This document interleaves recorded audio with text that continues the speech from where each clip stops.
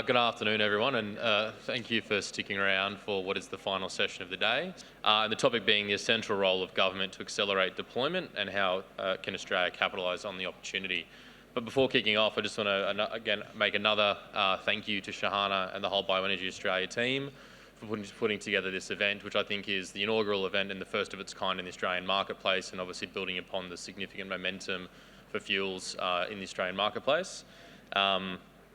In terms of sort of kicking off, maybe just to give a really brief introduction about myself and the CEFC just for 2 minutes. So I am a director in the investment team at the CEFC, and I lead what we call the Industrials platform, which does a whole host of things, but has a very strategic priority focus area being biofuels. And for those of you who aren't aware of who the CEFC is, I think Shahana mentioned earlier today, there's about representation from about 14 countries here today, which is unbelievable. So the Clean Energy Finance Corporation, or the CEFC, is essentially the Australian Commonwealth Government-owned $10 billion green bank investing across the whole of the green economy. And we're looking to specialise in investing across sort of sectors and technologies through various platforms. And one of those is, as I said, the Industrials platform, which has a key focus area in all forms of biofuels, whether that's bioethanol, biodiesel, renewable diesel, and sustainable aviation fuels, obviously. So I'd like to quickly introduce the panellists as they come up. So we have Heidi, Hauf from Boeing, Wing Commander Ulas Yildirim from the Royal Australian Air Force, Ben Vincent from the Department of Infrastructure and Transport, Fanny Mattens from Airbus Australia, Daniel Dott from Virgin Australia, and Patrice Provost from SAFRAN. So please make them all welcome.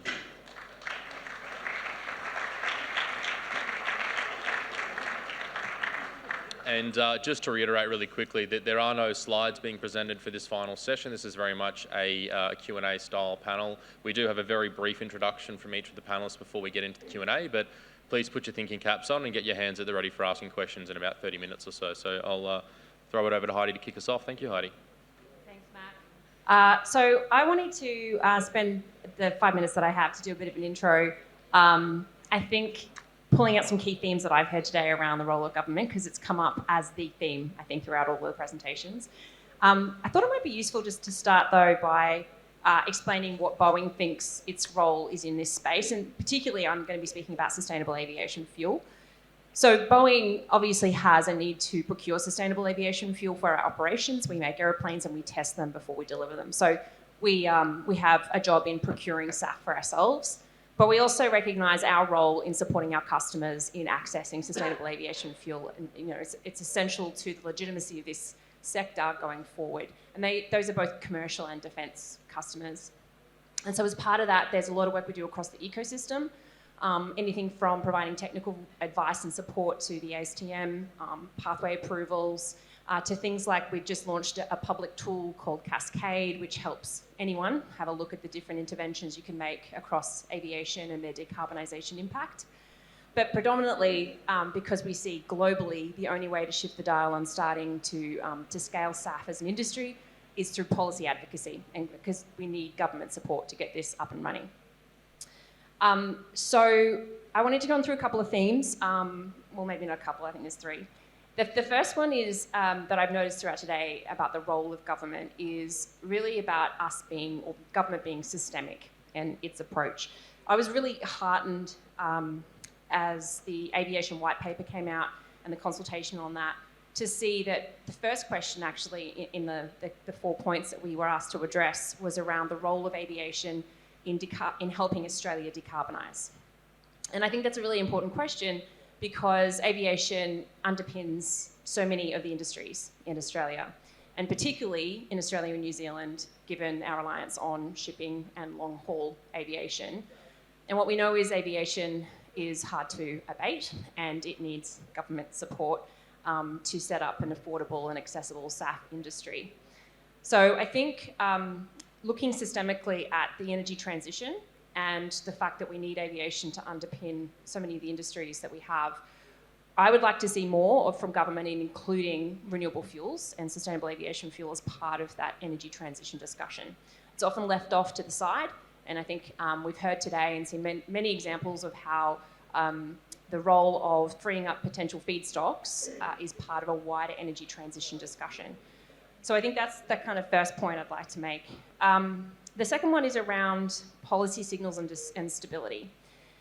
So this is not meant to scare anyone in the room, but Archaeo modelling, which was done for the LTAG late last year, showed us that we're going to need about $3.2 trillion of investment to get the SAF scaled to a point for the industry to meet its 2050 goals. That translates to about $10 billion a month from now until 2050. It's a lot, and I think the point that I'm trying to make here is that policy stability, particularly for long-term policy goals, and then setting up systemic policies such as the low-carbon fuel standard, as we've heard about earlier today, will help set and de-risk some of the decisions to be made by institutional investors to unlock that $3.2 trillion that we need to grow the SAF industry.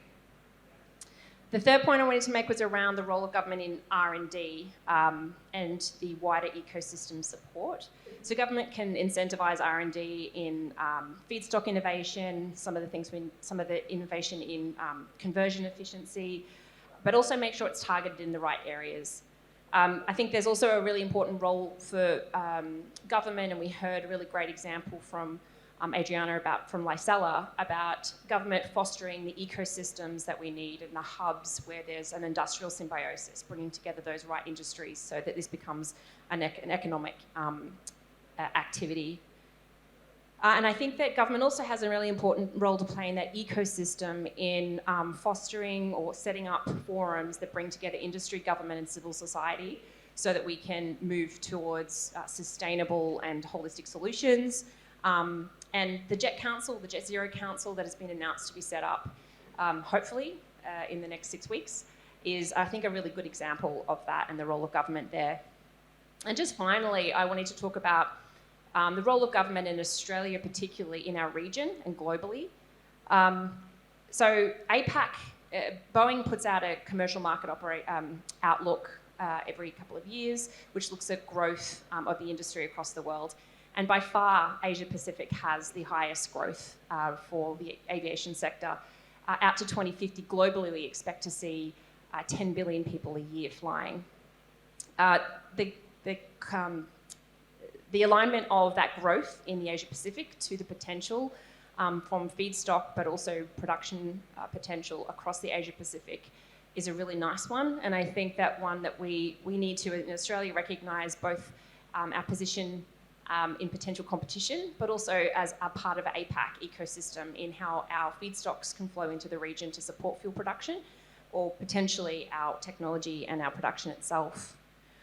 Australia has some really leading agricultural practices and sustainability standards, and I think that we can lead by setting up the industry here and transferring some of that technology and best practice into particularly Southeast Asia as we grow sustainable aviation fuel production. I think it's also important for us to think about how we foster access to sustainable aviation fuel across the Pacific, both from a climate change adaptation, but also kind of economic access point of view. And then finally, I think Australia, there's a couple of really important meetings this year that are at an international level, and I think government has a really strong role to play in setting the tone and showing leadership in forums such as APEC, the Asia Pacific Economic Community, and ICAO meetings, where some of the kind of norms and international norms around sustainable aviation fuel and policy are set. We've got a real role to play there. Thanks. Thanks, Heidi. I'll just pass the microphone down. Yeah, thanks. Good afternoon. Is it working? Yeah. Fanny Mattens from Airbus. Airbus is actively engaged into sustainability through different pathways, obviously through SAF. And as you've heard, we are partner with Qantas in investing into the sustainable aviation fuel ecosystem by putting 200 million into this ecosystem. So we've invested into the first company with Jet Zero. Last March, we made this announcement, and we are really eager into accelerating the investment. But we're also looking at different pathways Obviously, hydrogen is an important one. And in New Zealand, we've also signed a memorandum of understanding with Air New Zealand, Christchurch Airport, to really better understand what is the way to have aircraft being powered with hydrogen by 2035. Eventually, we're also working with a different air traffic management to make sure that we will have the ecosystem ready with regards to storing and operating aircraft with SAF, with hydrogen, but also electrified aircraft. We also accompanying the different airlines to replace their aircraft with the latest technology. In the world, only 10% of the fleet are equipped with the latest technologies, the latest aircraft, and we need to accelerate that because it's a major way to reduce the fuel energy. Thanks to better aerodynamics, thanks to the latest engine technologies, thanks to the digital technology into the aircraft. We'll also need to work with the policymakers to make sure that we have a clarity, we have a stable policy throughout the different countries, throughout the different states. So it's a massive investment, it's a massive ecosystem into which Airbus is working on, and we committed, we're credible, and we want to make sure that Airbus and its overall ecosystem is ready by 2050 to be carbon neutral. Thank you. Yili. Good afternoon, ladies and gents. I'm Wing Commander Yildirim from the Australian Air Force, and I'm currently assisting the Air Force in its decision to consider transition to sustainable aviation fuels. So in the context of the Australian Defence Force, energy security is of primary concern. So I was quite heartened to hear throughout the day the term energy security coming up amongst with climate change and tackling the effects of climate change. The reason why energy security primarily is so important to us is because the Defence Force's primary role is to project military power as part of the joint force, and to do that it needs access to liquid energy. And the reason for that, again, previously the question came about the life of ships in the context of aircraft, especially for the Defence Force and our ships as well. The lifespan is very similar, so we use them up to 30 plus years. And during this process, platforms such as the Super Hornet, Boeing Super Hornet, or our ships, they'll go through to all the way through to 2050. And for that, we require liquid energy as part of our energy mix. But the thing that I wanted to bring your attention to is recently the Defence Strategic Update was, Defence Strategic Review, I should say, was released. And in their climate change and tackling the effects of climate change actually took a very prominent role, where the recommendation from the authors was, and I'll quote here, is that the Defence Force needs to focus on clean energy transition and increase Australia's national resilience. And in this context, we feel that sustainable aviation fuels and sustainable liquid fuels can play a very major role in assisting as part of that liquid energy security and increasing Australia's national resilience, because we believe that Australia's natural advantages coupled with the benefits that sustainable fuels provide can actually achieve those outcomes that the Defence Strategic Review is seeking. So as part of this process, what we've been exploring is opportunities to increase SAF fuel usage within the Defence Force, as well as renewable diesel, without compromising the delivery of military power.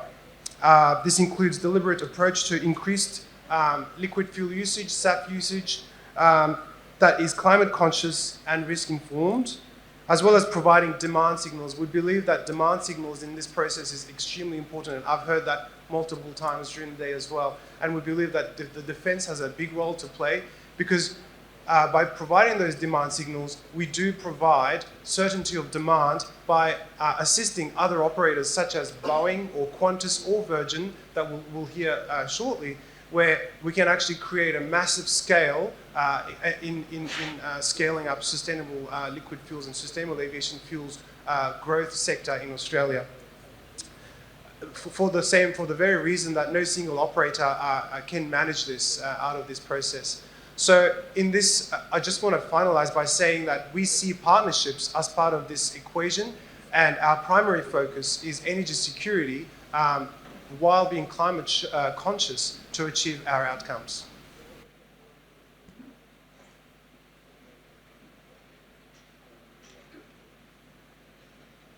Hi, I'm Vincent. I work in the aviation arm of the Department of Infrastructure, Transport, Regional Development, Communications and the Arts in Canberra.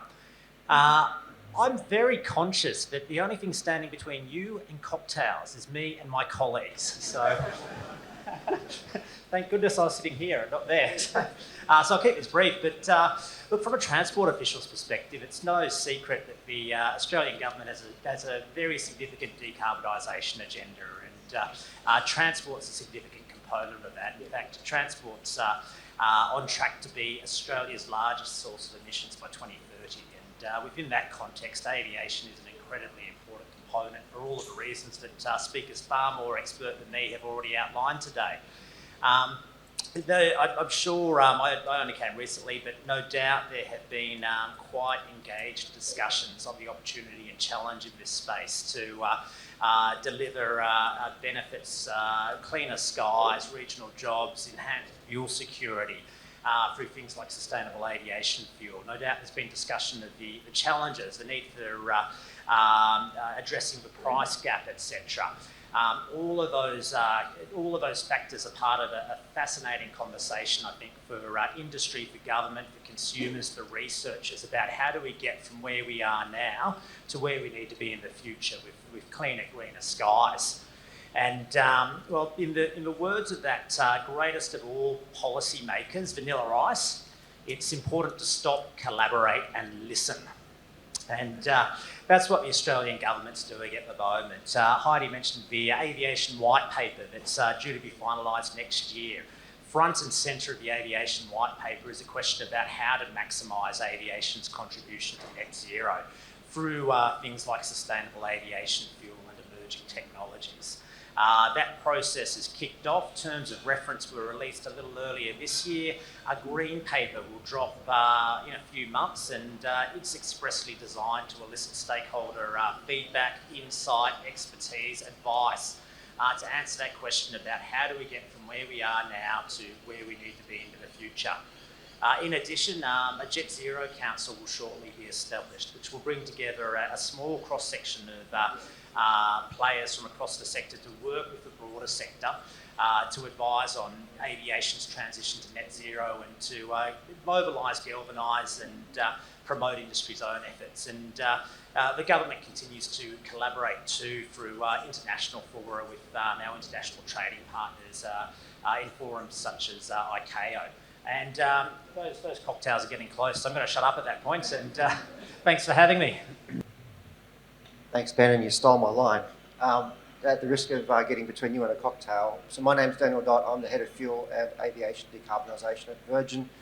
Virgin has a fairly long and deep history in respect of sustainable aviation fuel. In 2016, we partnered with Air New Zealand, initiated RFI to industry with the intention of creating dialogue and understanding where the challenges and opportunities in respect of SAF were. We received over 30 submissions to that RFI, and unfortunately, due to the same challenges that largely exist today, weren't able to proceed with them. In 2018, we became the first airline in Australia to inject aviation fuel into the supply chain at Brisbane Airport in partnership with the Queensland Government and also Ampol and a number of other strategic partners, again to test where the readiness of the supply chain in respect to SAF. Decarbonisation is an important opportunity. We've made a commitment to net zero by 2050. We've made some significant announcements over the last few years in respect of our fleet renewal program. We've committed to a single fleet of 737s and invested in the 738 MAX and the 7310 MAX as part of that decarbonisation opportunity. And at the risk of really repeating what everyone else has been saying, SAF represents a tremendous opportunity in the Australian context. We sit on a large amount of feedstock that is currently going overseas. We can turn that into sustainable aviation fuel right here, right now, with the right government policy and incentives in place. We can't underestimate, however, the cost gap between traditional aviation fuel and sustainable aviation fuel. that is large, and in fact too large to bear by any one party, and that needs to be shared across the value chain. So I'll finish it off there. I think what I guess encouraged me, just listening to some of the other speakers and the other panellists, is that there is a consistency of thought in the conversation and a consistent need for that government policy. Thank you. Thank you. So I'm Patrice, Provost. I am the SAFRAN country delegate for Australia and New Zealand and representing today SAFRAN. So in a nutshell, SAFRAN is a high technological French group, okay, working for a more sustainable world, okay. We are covering 5 domains. The first one is the propulsion, which is representing around 50% of our activity. And we are covering, thrust from a little satellite up to the Ariane rocket. And in the middle, we are working with our partner General Electric, as part of the CFM joint venture to provide an efficient engine for the narrow body that we are providing to Boeing and Airbus.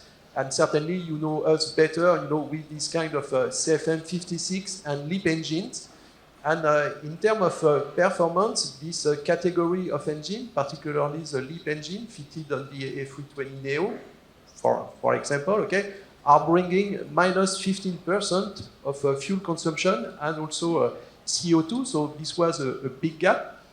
And for sure, we are there, to support the development of both Airbus and Boeing to provide a new generation of ultra-efficient aircraft that we can aim at, arriving in 2035. So SAFRAN is very dedicated, to provide this kind of efficient engine to help the industry, to cope with the net zero by 2050, realizing that there will be further steps, to try to minimize further the fuel consumption and the CO2. So in terms of priorities for SAFRAN, there are certainly 3 of them, because we are speaking a lot of SAF, okay, but one of the problems is to overcome the technical barrier to go up to 100% of SAF, okay, and there are some good examples where recently the French force have flown NH90 helicopter with 84% of SAF, okay, with a reduction of 75% of the CO2, so this is significant. And now we need to make sure that our today engines, will be able, to run with 100% SAF. But you can understand also that we need to go through a certification process to allow our current engine to fly with 100% of SAF. The second priority for us, as I was mentioning before, is to provide ultra-efficient engine. Okay, so we are working with GE as part of the CFM joint venture to provide a disruptive technology, okay, that we can call open rotor. That will be engine that can provide additional 20% of reduction in fuel consumption and CO2. Okay, but to do that, okay, it's a lot of efforts, and we need also, funds, to do this research. Okay, but there is something that is important, is that SAFRAN by itself is funding around 1.5 billion euro every year, and 75% of this 1.5 billion, are dedicated to decarbonisation. Okay, so I think that this is a big investment from our side, and we will continue to this because we need, as an engine maker, to provide good solution for the industry. There is also another domain that we need, I think, to further explore is the use of hydrogen, because it's certainly a path that we need to look at. And again, these disruptive technologies, with open water, we need to make sure that we will be also to run this kind of engine with hydrogen. Okay, and the last, priority for us is to see how we can make the aircraft more electrical, and also to mature electric and hybrid propulsion, as it is being done in the car industry or perhaps in the maritime domain, because there is not only one solution for every kind of transport, okay, including in the aviation. Short haul, perhaps they can fly electric, when it will not be the same for, long haul aircraft. So these are the priorities that SAFRAN is working on. Great, thank you all for sharing those insights. So we do have now time for Q&A. So as per other sessions, we've got people roaming around with microphones, so please raise your hand so we can kick that off. I might start then. So Ben, we have heard a lot of good ideas today from presenters and the audience alike, and sorry to put you on the spot, but I'd say probably the three biggest or three most important sort of comments and you know, rationale, if you want, for sort of kicking the industry forward is policy, policy, and policy. So interested in your thoughts around how, you know, the audience and the industry generally can best engage with government on that topic and other ideas they might have. What I might say, I am going to say, what I'll say is that the timing of that question is impeccable. There'll be a green paper that drops as an input into next year's white paper within a few months. It's going to have a chapter on how to maximise aviation's contribution to net zero. It's going to have questions. It's going to seek feedback and ideas and insight and wisdom on how to actually achieve that vision. And so I guess in answer to that question, how do you inject these bold ideas into the policy dialogue? Well, through the green paper process in a couple of months, there'll be opportunities to lodge submissions, and I'd encourage everyone to take up those opportunities. Hi there. I will preface this by saying I'm not from air, I'm from sea. I'm like Angela from the shipping world, and it seems today there is a really big, sexy demand for SAF, and that's fantastic because innovation is great. But obviously, we would like some too in the shipping world as well. So I guess to the panel, I would ask, are there some examples of where collaboration is already happening across air and sea transport that we could lean into, that we could perhaps replicate here in Australia and in the broader Oceania region? As a transport official, I can offer a couple of insights. So I think that that's a really important question, particularly when you look at, say, biofuels, where transport modes are often competing for the same biomass. In the budget a couple of weeks ago, seems like a long time ago, but there was a little line about a transport net zero roadmap that my department will be taking forward, and that's intended to lay out a roadmap for how the various modes will reach net zero over time and where those intersections are, because I think it's a very important point. No, I might share one observation, and I'm also not a technical person, so I know that's been said to death today, but there are technologies which have the versatility and flexibility where you can produce, for example, a renewable diesel, which is a drop-in fuel as well as a sustainable aviation fuel. So I think collaboration is critical across the whole industry and the whole ecosystem. We talk about a coalition of the willing, which is, you know, includes everyone in the audience today. So again, I think it's all, you know, going to come down to policy support and economics and those sorts of things. So I think the flexibility of technologies is critical, and so the collaboration is also critical in terms of, you know, how do you vie for that fuel, which a renewable diesel, for example, won't be utilised in an aeroplane. There's the SAF will, but it's about how do you get your hands on that part of the fuel stock, so to speak. Any other hands raised in the audience? Heidi, I might jump to you then. So what potential do you see across the APAC region for SAF production, and how does Australia support that acceleration of the industry in the APAC region? Thanks, Mac. I'll keep it short, team. I think I mentioned already in my little intro that there is a nice alignment of both growth for the aviation industry and SAF production potential, but there's a lot of barriers to break through. Some of them are around different feedstocks being acceptable in different parts of the world. You know, you have economies like Indonesia and Malaysia looking to use their palm to take advantage of their palm and their fuel production understanding and knowledge to make sustainable aviation fuel. Where that fuel will be available outside the Asia Pacific is an interesting one. The other thing is around small farmers, like the livelihoods of small farmers and the growth of potential feedstock, and how we can make sure that's done in a responsible way. One thing that Boeing's doing in this space is working with the Roundtable for Sustainable Biomaterials, the RSB, on specifically that. What are the feedstocks, potential ethical, legal, land use change issues in scaling SAF across the Southeast Asian region, which is just about to kick off. But I think that the big point on this is I think we have a role to play in leadership, in best practice on sustainability standards, and certification and transparency, which we can work with our Asia Pacific neighbours on ensuring that becomes the norm across the region. Thank you. I'll go to the audience again. Yeah, we do have one question here, and then another one here if we can get the mic ready. Thank you.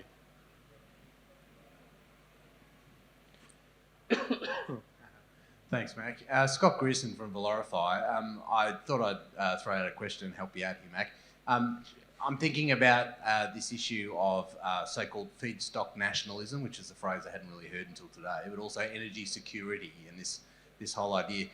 I would observe, don't look now, but we already export a huge amount of canola oil that goes to the European Union that's made into biodiesel, for example. How do we sort of address this from a policy perspective? Do we actually, I mean, obviously what will come into play in the European Union in due course will be pressure on that as a food crop being turned into as a first generation fuel. So do we want to go down that track? What are the things that we can do though to sort of plug the gap or stop this kind of slow leak of feedstocks overseas? In short, that was I agree with you. I guess the discussion, especially with Heidi and the work that we've been doing with CSIRO as part of the roadmap, one thing that came up as part of the feedstock was, which I found quite enlightening, was that as part of the process, if a sustainable solution is provided to the farmers, they would consider shifting from doing one thing to the other. Is one thing that came, which I found quite enlightening. So coming and saying we're going to give you more money might not necessarily be sufficient for gathering that feedstock that goes already to overseas. But the advice was that if we were to provide a sustainable solution to the farmers that come up with this, in growing their feedstocks, they will consider shifting from one to the other. So taking it away from those contracts that go to overseas. But there's also a narrative to be had with the technology providers. Let's talk about the likes of, say, Neste going around and potentially collecting this. What sort of contracts are there in place and how long they are? And is there a potential to jump into those contracts and actually attract those feedstocks to remain in country to grow the sustainable fuel industry in Australia? That's just part of the answer, but I'm sure there is more to it. Yeah, thanks, Yildirim. That raises a really good point, which is that the reality is that we're in competition with other policies around the world, other jurisdictions, and that means that we're either exporting feedstock or we're exporting the SAF that's produced in this country to jurisdictions where there is an incentive for them to do so. We've heard that already from other SAF or potential SAF producers. And that makes it really hard for domestic carriers like Virgin to be able to use sustainable aviation fuel as a means to decarbonise. We don't have access to international jurisdictions. We don't fly into areas where SAF is available and available at near parity due to those incentives. So that's a real risk for domestic airlines. Thank you. Over here. Yep, thanks. Yeah, question for Boeing, Airbus, and RAAF. In terms of, we have 3 approved kind of pathways that are the potential for SAF production. But we have new technologies coming, and taking advantage of that is going to be important. On the new technologies, Australia has typically been slow in adopting new technologies. Is there a role that kind of Boeing, Airbus, and RAAF together could play to bring those technologies here early to make sure that we are ready for commercial implementation as soon as new pathways are approved? I'll let the final customer answer first. Yes, we cooperate with other Five Eyes nations and OEMs in understanding those new technologies, but inherently, in the end, the ability, again, going back to that ability to project military power, means that our risk appetite when it comes to jumping into new technologies is relatively, as you said, relatively slow. So, taking a leaf out of your song sheet, there is probably room for more engagement. I just don't know what that dial is, because in the end, the Defence Force is very sensitive to the ability to be prepared and project military power at any given time. So what does that look like from a risk appetite, saying we've got this something new, but it may take some of that capability away for a certain period of time, if that helps. Thanks. Actually, our aircraft are already certified to fly 50% SAF, and it's just a question of a short time to be able to be certified 100% SAF. Recently, we've seen the MRTT that is on also by Australia flying 100% flight test, but it's ready. So the aircraft are ready to be flying SAF. Then it's more the ecosystem and the production to be ready. Then obviously there are way more other technology to make the aircraft less consumption of fuel, the new aerodynamics, more digital aircraft. And from a commercial airline perspective, as I said, only 10% of the worldwide fleet is having the latest technology. So we need to support our customers to prepare these financial life cycles, to prepare the appetite to renew the fleet. But we need to partner to make sure that the latest technology is ready. And it's one of our challenges. We're really dependent on the maturity of the technology to come. And when it's about maturity, it's about certification. And certification is about safety, and safety is the top #1 priority in aviation. We're flying people, we're flying freight, so we're really dependent on the life cycle of this technology. And just one point with regards to defense, I think it's important to highlight that it's about sovereignty. In times of conflict, we also want the defense forces to be able to supply fuel locally, and one of the capabilities is SAF. So the production that everyone is looking at is both for commercial flight, but also defense flights. So it's a holistic collaboration and a holistic ecosystem that we're working on.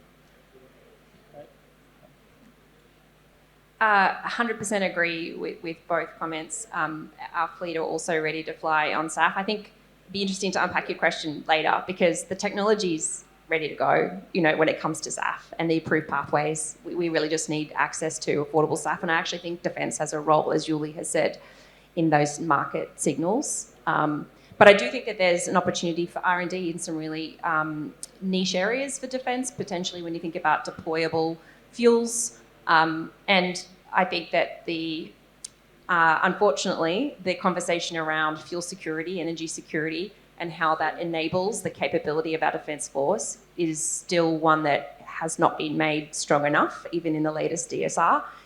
It concerns me as a citizen that we don't have that fuel security. So SAF and some of the emerging technologies definitely provide a pathway there. Any other questions from the audience? Yep, just here. Last one for Ulas.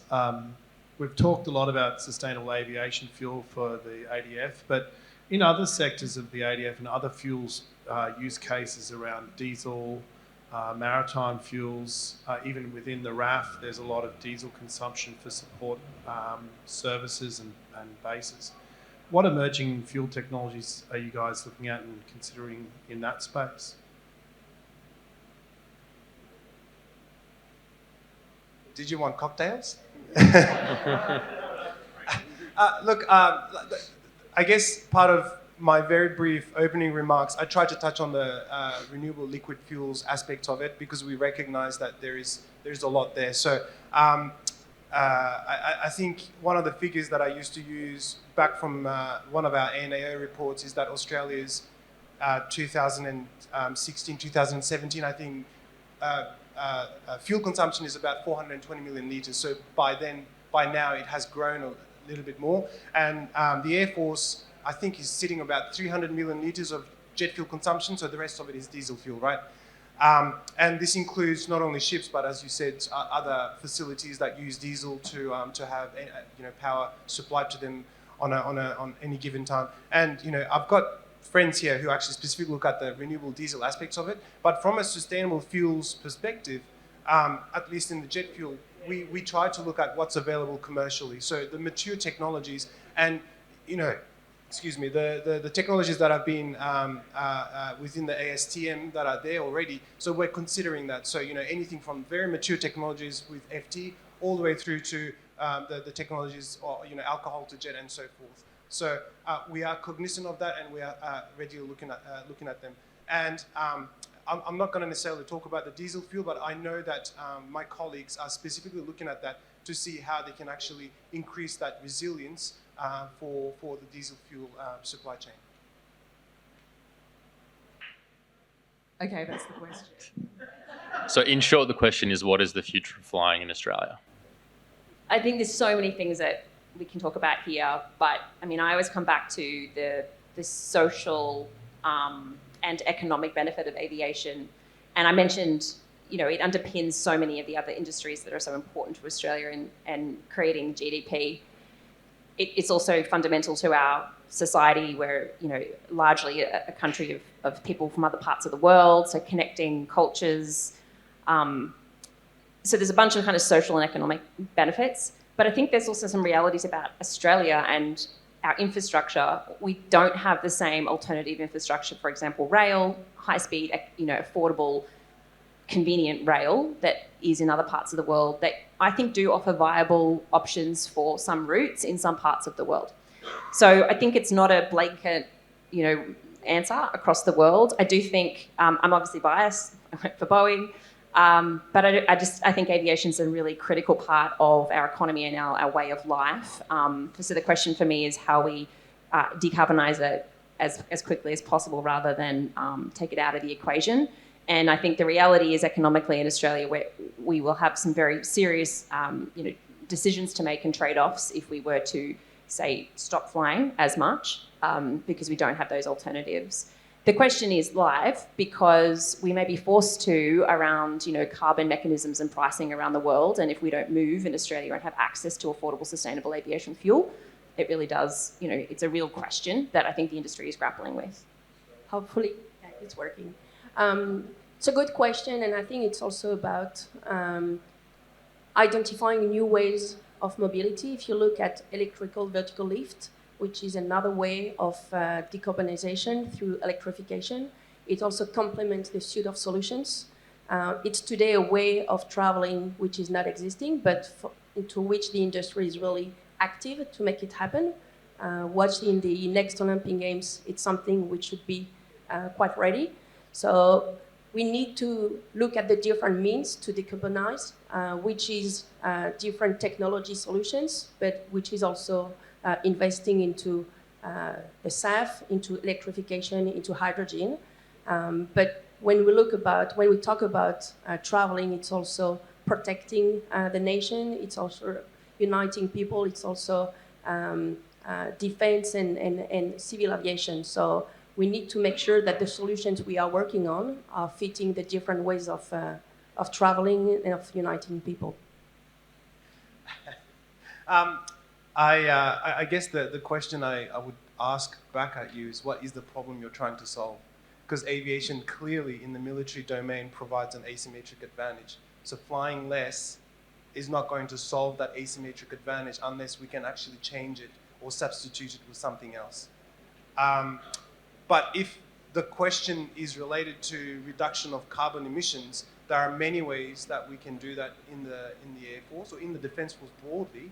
And you know, it's simple things like using more simulators to conduct our training rather than going around the flagpoles. The major one that we've identified, and clearly we've discussed it throughout the day, is the use of sustainable fuels when we can actually reduce those emissions. But with, you know, broadly speaking, philosophically about not flying, I don't necessarily see that. I'm an Air Force officer, so that's not going to happen. Oh, what everyone else said. I'll try to keep mine brief too. I think we all recognise aviation it really is an essential service for Australians. We don't have a means to substitute it, and we saw what happened during COVID when we didn't have access to aviation. It created a lot of pent-up demand that was, you know, only starting to be realised. And the reality is, you know, as someone sort of mentioned it before, aviation, BAU, and from an airline perspective, BAU is reducing the amount of fuel that we use to the extent that we can, and working with our strategic partners and our partners, and you know, having a constant pipeline of initiatives to really reduce the amount of fuel that we're using, and by, of course, by implication, the amount of carbon that we're emitting. So there is, and that's driven some really terrific efficiencies over the last 10, 20 years, where the carbon intensity involved in flying has come down significantly. I don't think we should overlook that, but there's still work to be done in terms of decarbonisation.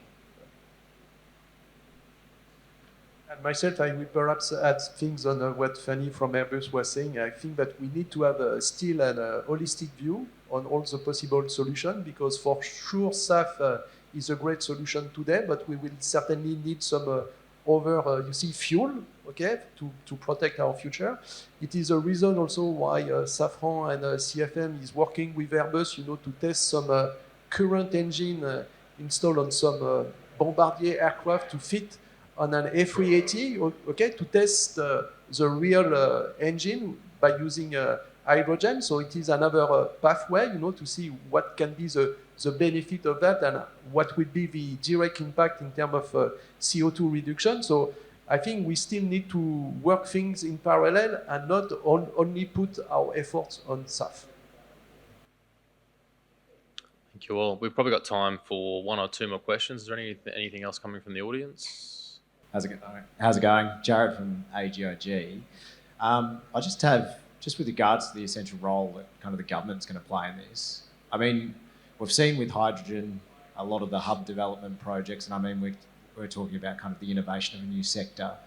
But what's gone wrong with a lot of those projects is not having that demand side development. And I think SAF has a really great opportunity with regards to the Defence Force in particular, and also the role that some of these businesses have to play in regards to decarbonising their Scope 2 emissions. So I guess from a industry perspective and then also from the Defence Force, what do we see with regards to the potential uptake with sustainable aviation fuels and other decarbonisation methods? And also from Daniel, from yourself from Virgin, what are you seeing from industry or commercial businesses that are looking to decarbonise their Scope 2 emissions as part of flying? Are they actually willing to pay more for a premium product? And I guess that's what we need to ask the question for. How much is that decarbonised product worth? I think it's really important that we do need to pay a premium for a decarbonised price. And until we value our emission intensity. That's a really great question. And I think the challenge with the uptake on SAF is not one of technical. There are a number of approved pathways. The technology is well proven. It's a drop-in replacement for aviation fuel. It works. We've tested it in the supply chain. It's being used around the world right now as a BAU activity. The challenge is cost, and it's not small. It's not incremental. It's multi-factored difference. We're talking sort of 3 to 8 times the cost of traditional aviation fuel, and when fuel represents 30% of your cost base, it's not something that any airline in the world can really bear, to be quite frank. And having conversations with even corporate customers is very, very challenging. It's a difficult conversation to have, and nobody can really afford to pay that big difference, and that's why we need sort of government support as an industry to make it a reality. I think going back to the beginning of the day, the presentation from Robin was just a great framework, right? The ability to bring in some of the externalities, i.e. carbon, that's currently not costed into the system, which is technology agnostic, feedstock agnostic, and provide somewhat of a level playing field through the low carbon fuel standard is, I just think, a really smart approach to trying to tackle that cost and accessibility of SAF. I also think book and claim is a great program for some of the corporate customers to try and work with airlines and others to access SAF when it's not necessarily in country like we have right now in Australia. We've just hit 5:45, so we're actually going to wrap it up there. So before we go and talk biofuels while we drink biofuels, I'd like for everyone to give a round of applause for the panel, if they could, please.